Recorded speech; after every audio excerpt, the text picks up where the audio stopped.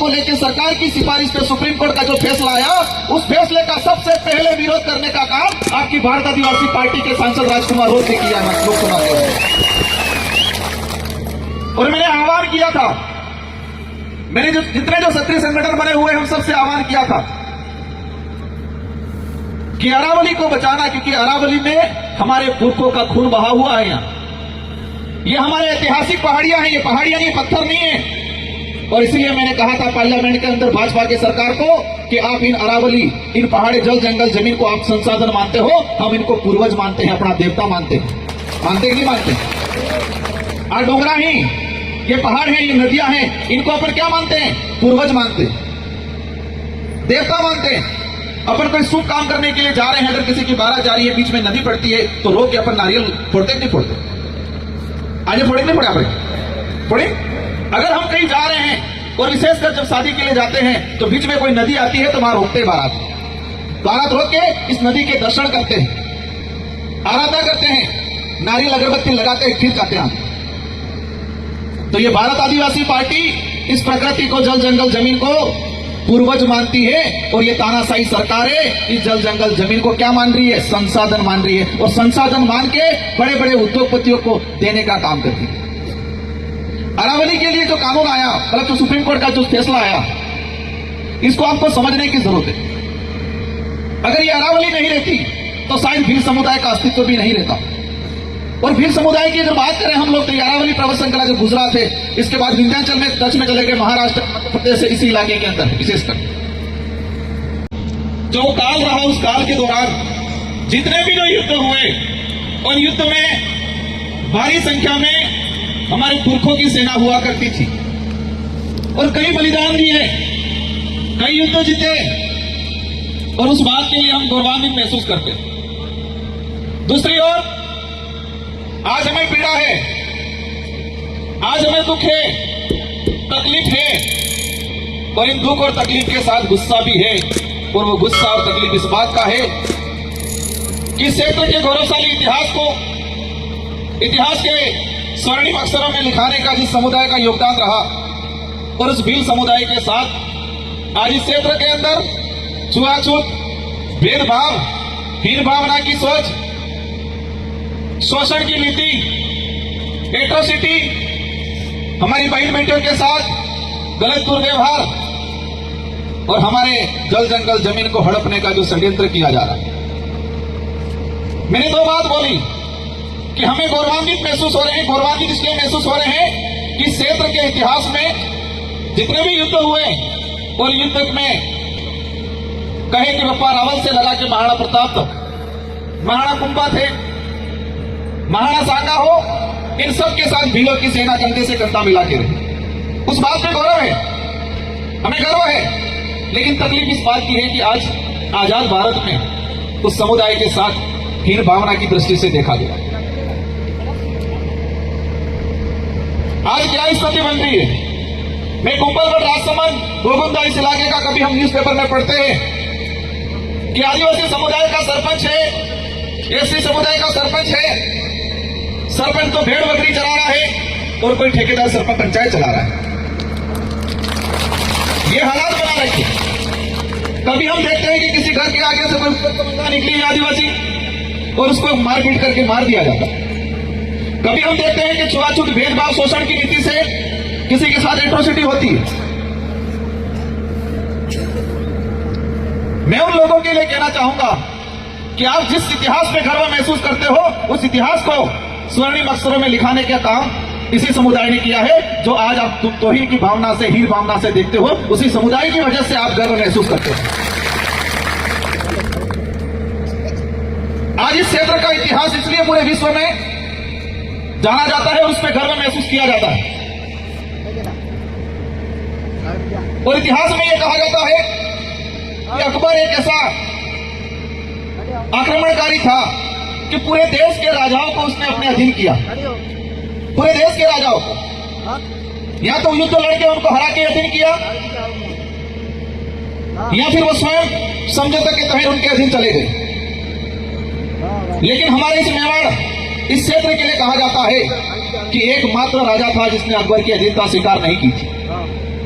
और इनका नाम था महाराणा प्रताप। और इसीलिए इनको कहा जाता है वीर शिरोमणि महाराणा प्रताप। और आज कहा जाता है कि एकमात्र राजा थे जिसने अकबर की स्वाधीनता स्वीकार नहीं की थी।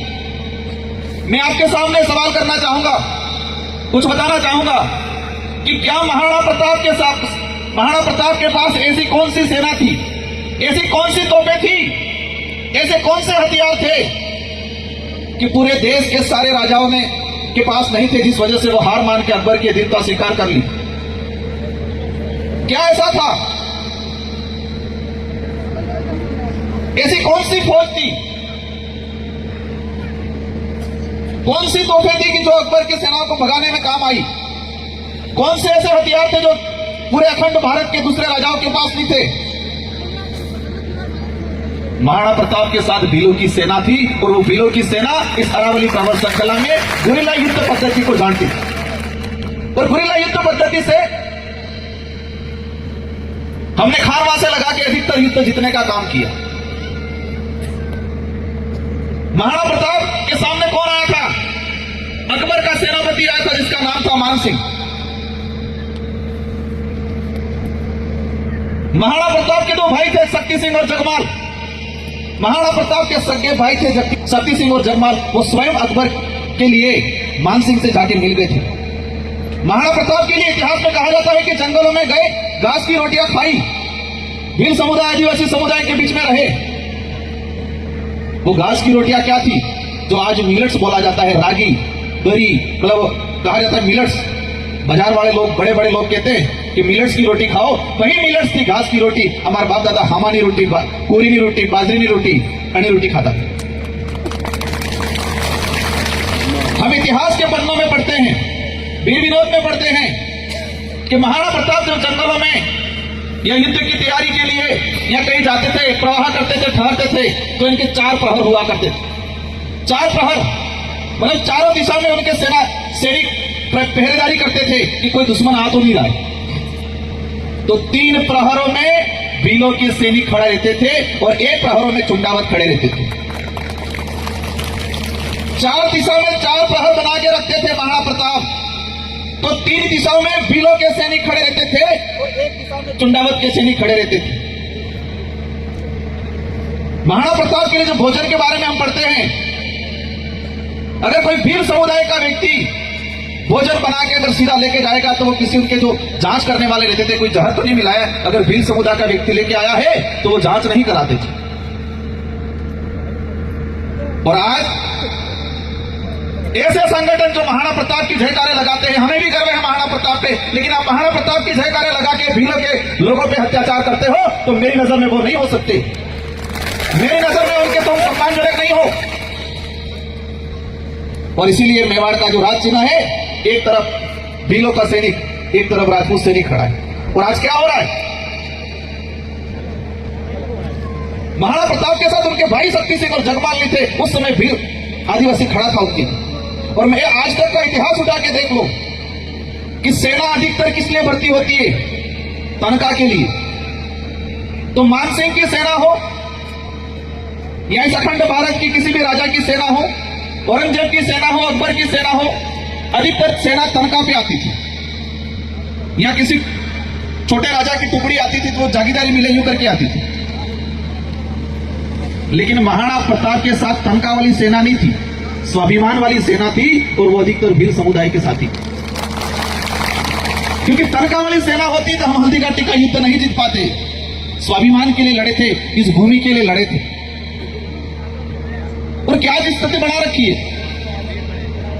अगर भील समुदाय हो, दलित समुदाय हो, इस क्षेत्र के अंदर रहने वाला कोई भी पिछड़ा समुदाय हो, अगर उनके साथ हीन भावना, उनके साथ शोषण की नीति करने वाला महाराणा प्रताप को सम्मान देने वाला नहीं हो सकता। वो व्यक्ति वो उसके नाम से रोटियां जरूर सेक सकता है। मेरी नजर में वो ऐसे लोग हैं, ऐसे संगठन है जो मान सिंह के सोच के लोग हैं, जो शक्ति सिंह और जगमाल की सोच के लोग हैं, ऐसे लोग हो सकते हैं। हम सबका सम्मान करना चाहते हैं और जानते भी हैं और चाहते भी हैं, लेकिन खुद भी सम्मान प्राप्त करना चाहता है भील समुदाय। क्यों नहीं देना चाह रहे हो आप सम्मान इनको?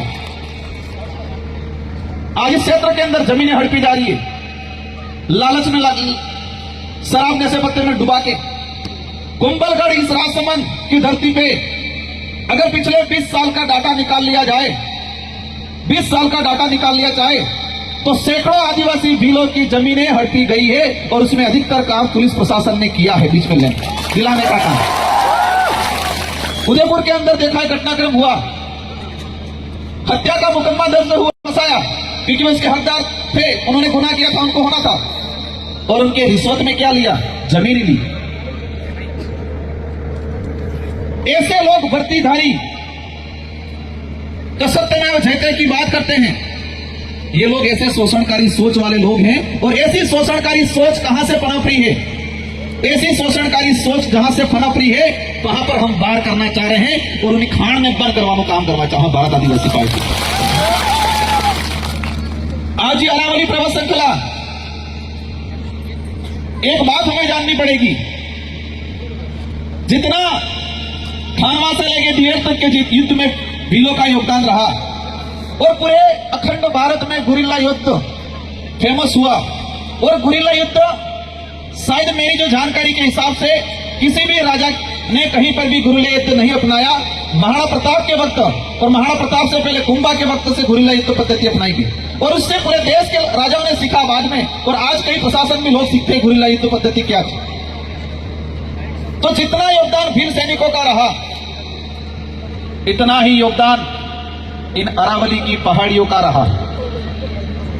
अगर ये अरावली की पहाड़ियां नहीं होती कि तो क्या आज इस मेवाड़ को कोई विश्व में देश में जानता?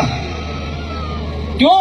क्योंकि अरावली पर्वत श्रृंखला की भौगोलिक परिस्थितियां जो थी, वो मुगल सैनिक और मुगल के जो सेनापति लोग थे वो इस भौगोलिक परिस्थितियों को नहीं समझ पाए और इसीलिए वो जाल में फंसते गए और गुरिल्ला युद्ध के शिकार होते गए। गोहिल वंश बप्पा रावल से अगर हम बात करें, 800 ईस्वी से बात करें और विशेषकर मुगल काल की बात करें 1500-1600 ईस्वी से, तो जितने युद्ध हुए सारे के सारे अरावली पर्वत श्रृंखला के बीच में हुए। खानवा का युद्ध हो, खमनोर का युद्ध हो, जितने युद्ध हुए कहां हुए? अरावली पर्वत श्रृंखला में। अगर ये अरावली नहीं होती तो शायद हो सकता है हमें कई युद्ध हारने पड़ते, और आज जिस गौरव के साथ हम तीर सीना तान के कह रहे हैं कि हम लड़ने वाले हैं और जीतने वाले शायद नहीं कह पाते। लेकिन वर्तमान सरकार हमारी इस ऐतिहासिक भौगोलिक स्थिति या भौगोलिक जो क्षेत्र है उसको भी खत्म करने के लिए कानून लाई है, जिसका विरोध अपन सब ने मिलकर किया। मैं बांसवाड़ा डूंगरपुर की जनता को धन्यवाद देना चाहूंगा इस मंच से, जिन्होंने मुझे जिता के लोकसभा में भेजा, और मैं अपने आप को गौरवशाली महसूस करता हूं कि जब अरावली पर्वत श्रृंखला को लेकर सुप्रीम कोर्ट ने 20 नवंबर 2025 को फैसला दिया, मेरी जानकारी में 25-26 नवंबर के आसपास आया और 3 दिसंबर से मैंने लोकसभा में इसको लगाने का प्रयास किया और शायद 15-16 नवंबर के आसपास, दिसंबर के आसपास